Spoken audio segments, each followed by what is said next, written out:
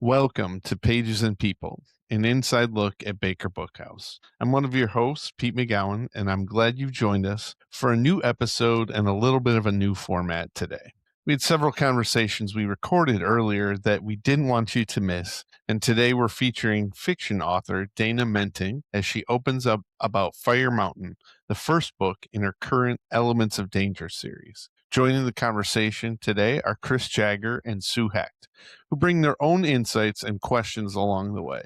Before we jump in, just a quick glimpse of what's ahead for Pages and People. We've been dreaming about a few new segments we're excited to share in future episodes, including one of my personal favorites, a segment aimed at improving your at-home coffee experience. Each episode will share a drink and how you can make at-home more enjoyable with simple ideas that elevate your coffee routine. Sue and I will also continue introducing you to books worth reading and some themed conversations we're excited to explore in the months ahead.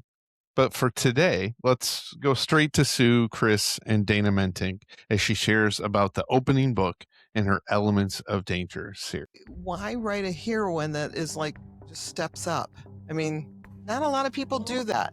You know, women are gritty, though, aren't they? I firmly believe that, men do difficult things and go to war and things like of that nature. But there's a lot of women who are seriously tough. They're just not tough maybe in a masculine way, but women are holding families together and prayer warriors. And just women have an innate strength, I think. And I guess Kit is just more comfortable. She's the kind of a loner. So she's just really had to rely on herself. And she's just grown to learn that I can do it. I can do what I have to do. As many women in the world do these days. I'm in awe of women all the time. I've always kind of had a yen to write about a mystery or thriller about a truck driver because it's so fascinating to me that you could just go from place to place and sort of live on the road sometimes like that. And I follow a couple of female truck drivers on TikTok or Instagram. They're on both. And they have, created these companies for themselves in a traditionally male setting, and they have little sleeper cars all decked out, just perfect, and they've had to really learn the ins and outs of the business, and I just think that's pretty fascinating. Again, not anything I could do because I don't really actually have to study up to figure out how to open the hood of my car. I don't like, honey, how do you do, where's the thing that you just pull the thing and then so again, you get to live a lot of lives in fiction, don't you? You do. Yeah. So And I think those also make great qualities for her as this character in these circumstances. To be a woman who has worked so hard and forged her way in a male-dominant kind of industry. Chris and I are here interviewing Dana on her latest book, Fire Mountain. And I must say, Dana, this was a fabulous read. So welcome to Pages and People. We're excited about talking with you today. Well, thanks for having me. Pages and People are two of my favorite things in the world. So it's a pleasure to be here. Fire Mountain is your first book with Baker. So, and it's part of a series. Is it going to be a 3-book series? I know Well, I somebody's hope already it's a asked. 3-book series. It's 2 for now, but we'll see. We'll see what other mayhem we can create. Tell us a little bit about Fire Mountain. I mean, if nothing else, this is a gorgeous cover. Well, I'll just tell you a little bit about how it starts. There you are, driving your big rig. Kit owns her own Definitely for the day. rig. She's a long haul trucker. So she's driving her rig and she has an accident and she wakes up and her rig is crashed. And her intent was to get out of the volcano eruption zone. However, she wakes up right in the middle of the evacuated eruption zone and she can't remember what happened. And there is a little noise from the back of the rig. And not only is she crashed and hurt and she can't remember what happened, but there's this little baby crying from the back of her rig, and she does not personally own a baby. This is not her baby. So, things kind of go downhill from there. That's the good part of the day, and then it's straight downhill. So then it's a race to survive. I love that kind of story, partially because I know I would not survive longer than about 90 seconds in such a situation. So it's really fun to explore a very tough character who can manage to survive with nothing and no one for a while until she meets the hero. So just a lot of fun daydreaming went into that book. Yes, and that is what I was so curious about, Dana. How on earth did you come up with this idea of combining all the elements? Because there's an awful lot going on in this story. Like, you think that the volcano about to erupt is the worst part of it, in addition to a crash, which at least she survived that crash. Hmm. But then it keeps escalating from there. Where did this idea come from? Well, I think it was a lot of ideas put together because I remember vividly watching the footage of Mount St. Helens erupting in 1980. So that made a big impact on me. So I've always kind of carried around that, oh my goodness, like that would be so surreal to be in the area where a volcano was erupting. And then, well, I often think, gosh, what would be the worst thing you could encounter on your own is to keep someone else alive, especially a vulnerable infant that they're just so fragile, like little eggshells anyway. So I think, wow, how could you overcome all of that? And plus, there's a bad guy who doesn't really want you to survive either. So, sheesh, only in fiction, right? I'm interested that you included human trafficking in your book. Is this a subject that you talk about a lot in your books, or is this something that is newer for you? You know, I don't think I've used it as a topic in many of my books, but it's just a scourge on the face of humanity, and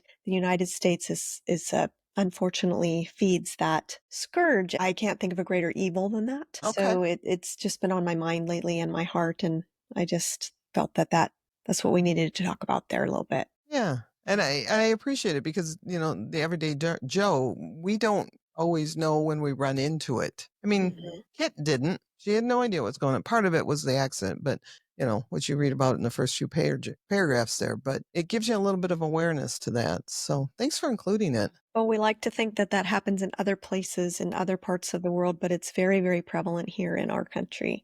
So we need to know about that a little bit. I was wondering too. I mean, there are. I mean, there's these series of things that happen. Was there any scene that you enjoyed writing the most, and then one that was the most difficult for you to write? Well, I have a lot of fun on Instagram. I did a whole thing on this because I learned that you can start a fire with Doritos. Yes. Oh, I And love so that.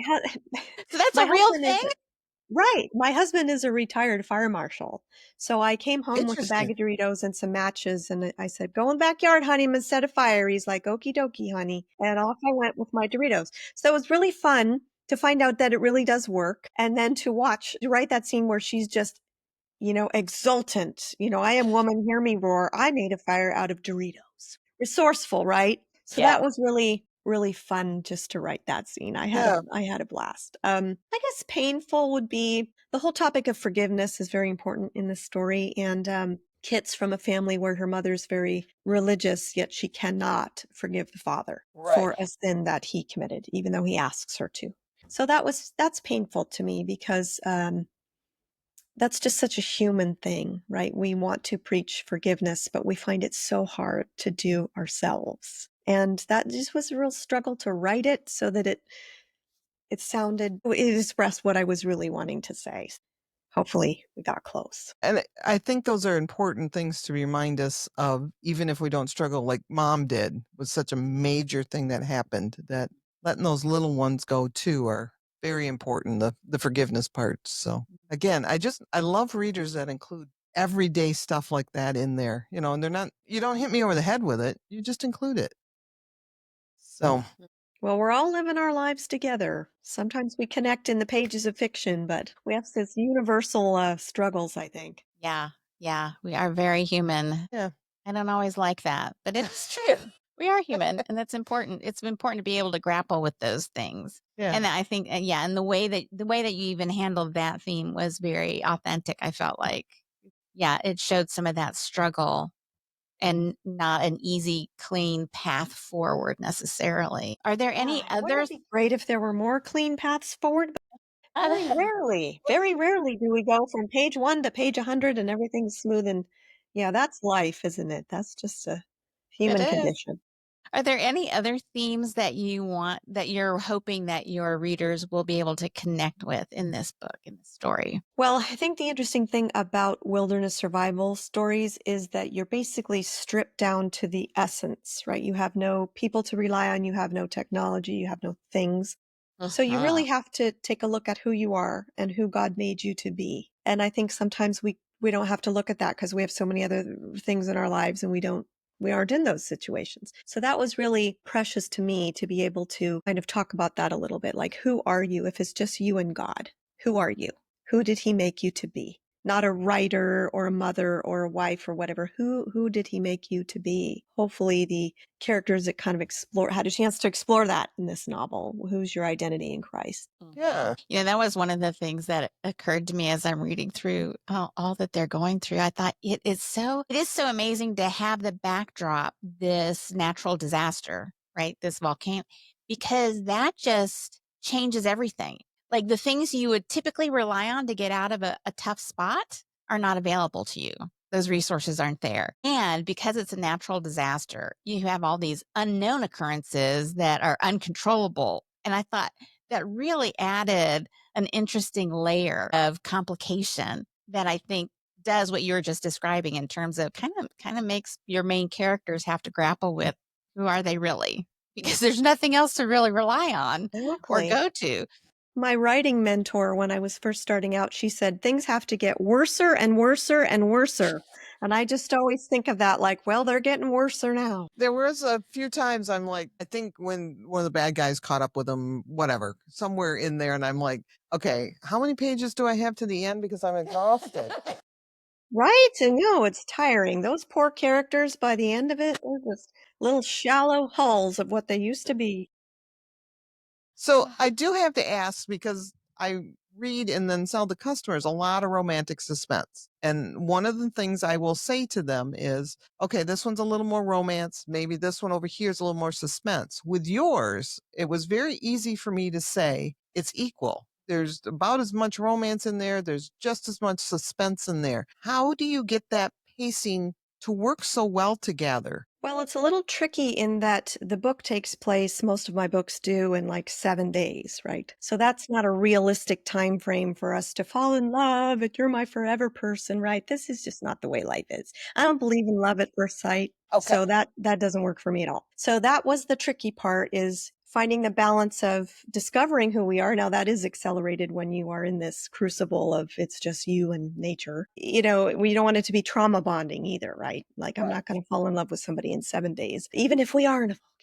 So there has to be kind of that extended time after, where there's a kind of a wrap up of what happened. But that's the danger for me, is it's not realistic to fall in love in 7 days. I don't know. Maybe people do. I don't think you can know someone deeply in 7 days to the point where you'd want to spend the rest of your life with them. So that's always a tricky challenge. One of these days, I'm just going to have to write a book that takes place longer than 7 days. We will be ready for that one. But when you're doing like a run for your life thing, you don't want it to be like, and then next month, you want Getting it to married. be pretty much get crack-a-lackin' on that. So Yeah. Well, and you can have them be friends at the end. They don't have to immediately be married. I always hate the epilogue. 1 year later, we are at their wedding. Okay, it's only been a year here. Let's slow down here. You kind of built that. There was the attraction. It's a romantic suspense. People are going to know this, but again, you didn't leap off that cliff with everything. And I think that's why I've been able to tell people that, if you're looking for a good suspense book, this is a good one. And I've actually told some guys that because, guy readers are just different and they don't need, the deep longing into each other's eyes sort of writing. They want the suspense, and that's what you have. So I like how you explain that the romance was just part of the story. You have written over 50 books now with Love Inspired. There was a couple other writers that are author or publishers that I'm missing. But anyways, what would you tell the younger you as you were starting your writing career? Now that you've had a lot of writing. So what would you tell yourself? yeah, I guess I would tell myself that, Dana, that was the best book you could write at this time in your life. Because I started 25 years ago, and that I thought that first book was the best book I could write at that time. But 25 years later, of course, I look back and go, oh my gosh, people are gonna think I was terrible, right? But it was the best that I could do at that time. And because it's such a public job, right? That's out there in print forever. Yep. You just have to kind of reconcile yourself to that. Yeah, it wasn't perfect. There were a lot of rookie mistakes, shall we say.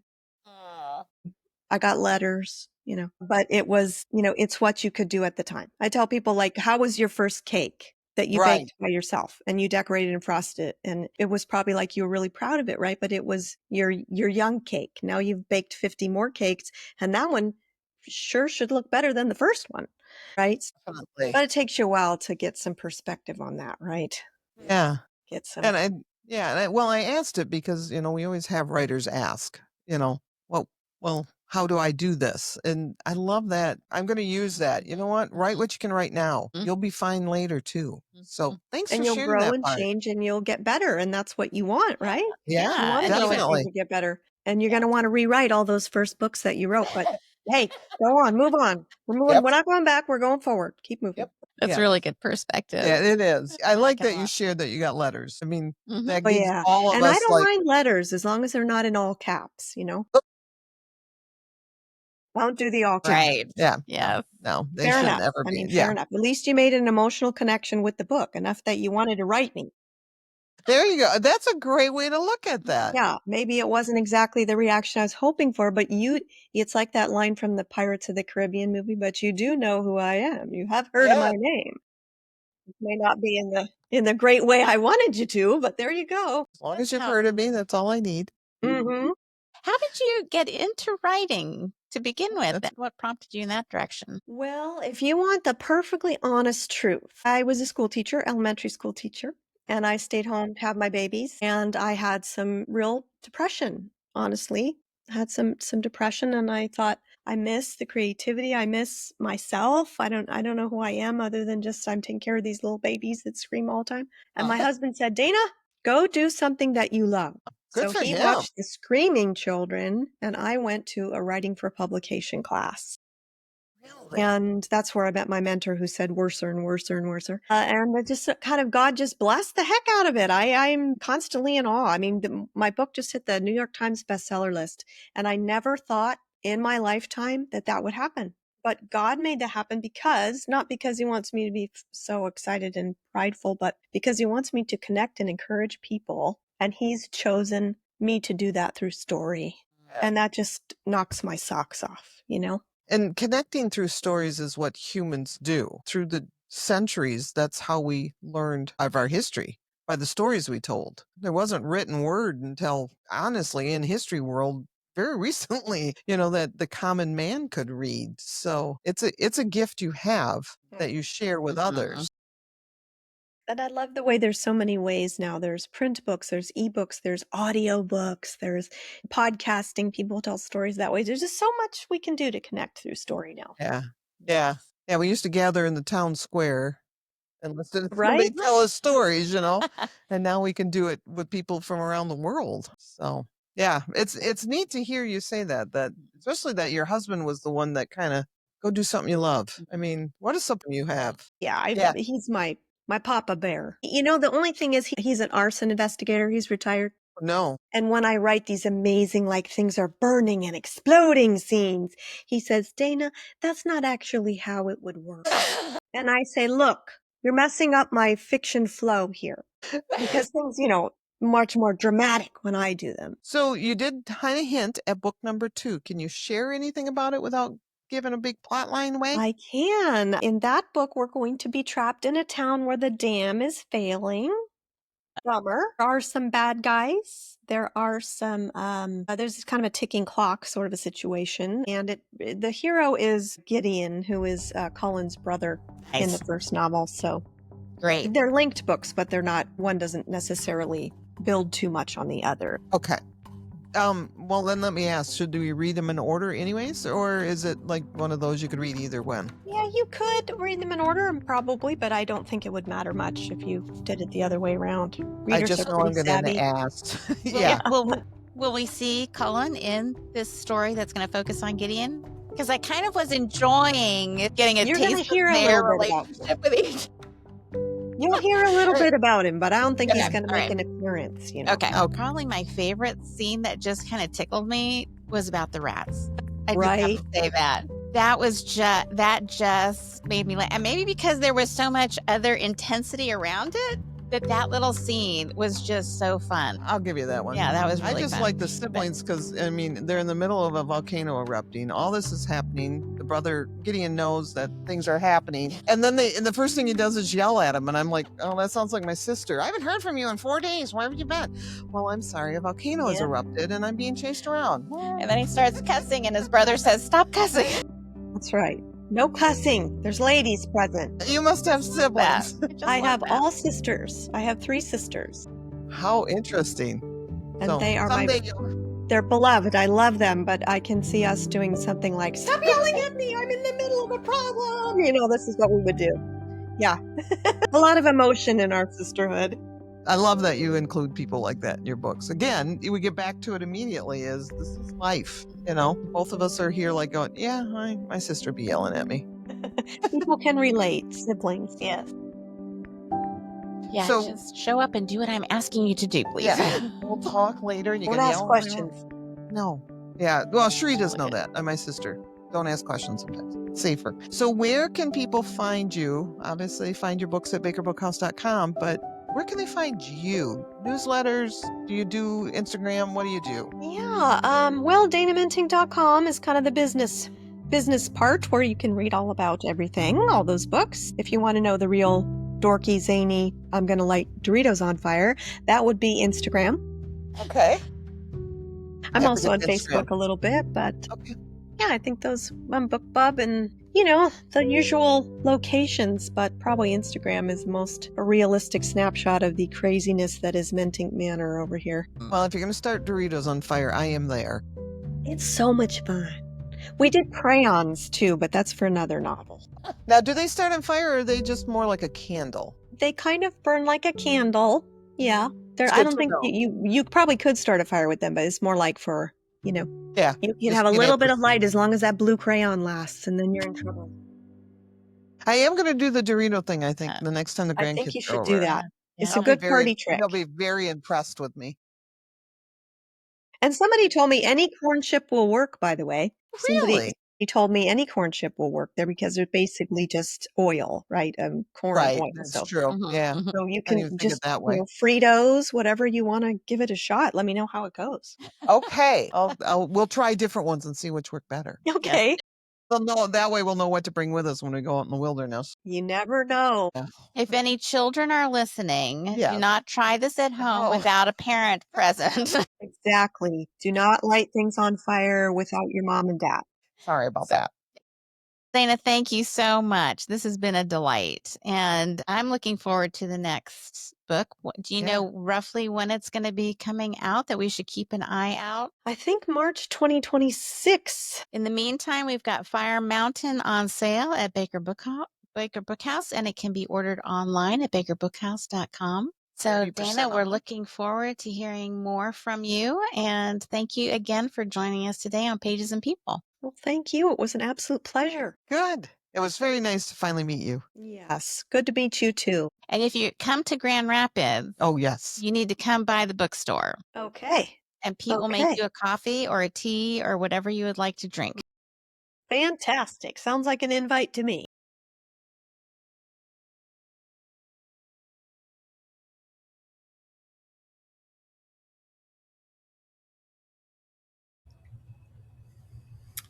Dana, thanks again for joining us and sharing more about Fire Mountain and the Elements of Danger series. For those listening, this book we talked about today is the first again in her series, and as of today, the latest release, Raging Waters, is now available and is currently 40% off online. You can also pick it up in store. So if this conversation pulled you in, now's a great time to jump in or keep going on her series. You can stop by Baker Bookhouse or visit us online to grab your copy today. Thanks for listening to Pages and People, and happy reading.